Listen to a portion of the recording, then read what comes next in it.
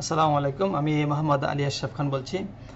আমি আজকে দেখাবো কিভাবে আমরা আমাদের ওয়েবসাইটের সাথে ফেসবুক মেসেঞ্জার অ্যাড করতে পারি, যেন আমরা আমাদের ক্লায়েন্টের সাথে ওয়েবসাইটের মাধ্যমে সরাসরি ফেসবুকে আমরা অ্যাড হতে পারি।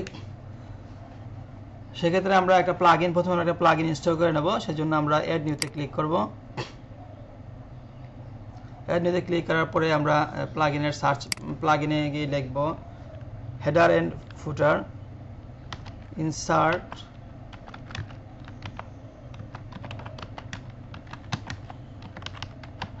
insert header and footer।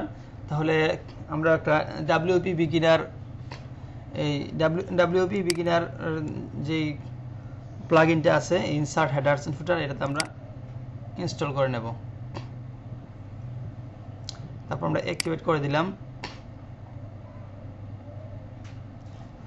এখন আমরা সেটিং অপশনে যাব। সেটিং অপশনে গিয়ে আমরা নিচে দেখতে পারবো ইনসার্ট হেডার এন্ড ফুটার। আমরা যদি আমরা হেডারে স্ক্রিপ্টটা দিতে চাই তাহলে আমরা এখানে স্ক্রিপ্ট দেব। এটা হচ্ছে বডিতে আর হচ্ছে ফুটারে। আমরা ফুটারে স্ক্রিপ্টটা দেব ফেসবুকের মেসেঞ্জারের। সেক্ষেত্রে আমরা ফেসবুক পেজে চলে গেলাম। ফেসবুক পেজে যাওয়ার পরে আমাদেরকে যেতে হবে সেটিংস অপশনে। সেটিং থেকে তারপর আমরা যাব মেসেঞ্জিং অপশনে। মেসেজিং থেকে আমরা চলে যাব গেট স্টার্টেড। এখানে add Messenger to your website. তারপর আমরা চলে যাব নেক্সট। এখান থেকে এখানে বলা আছে যে hi, how can we help you. আমরা চাইলে লেখাটাকে চেঞ্জ করে দিতে পারি। এখান থেকে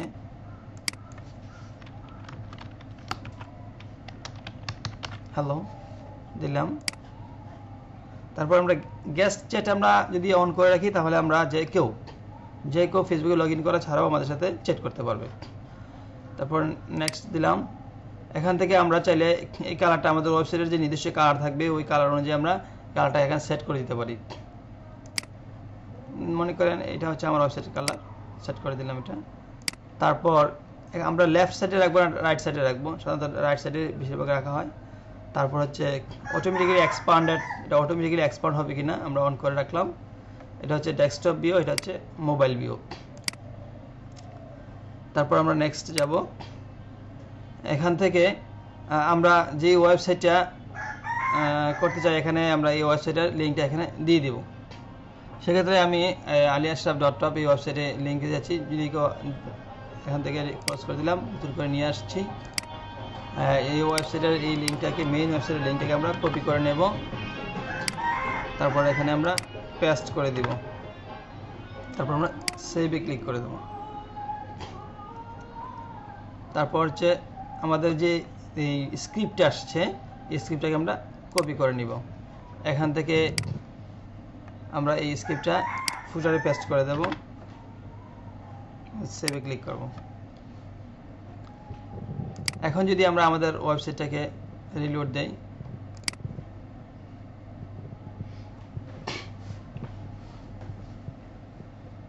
যে দেখেন আমাদের ফেসবুক মেসেঞ্জার চলে আসছে। Thank you all.